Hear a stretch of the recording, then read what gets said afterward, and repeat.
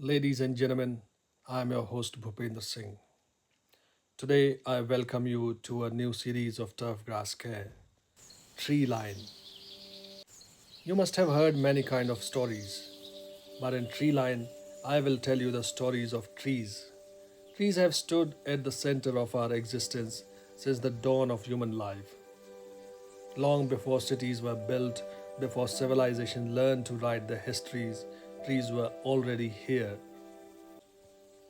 standing quietly across continents rooted in soil, shaped by climate, growing through centuries, and yet we often pass them every day without ever knowing their stories.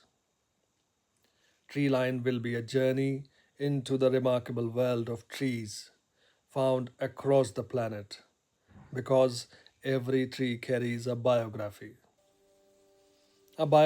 written in sunlight, rain, wind, and time. In this series, we will travel across the world, meeting remarkable trees one by one.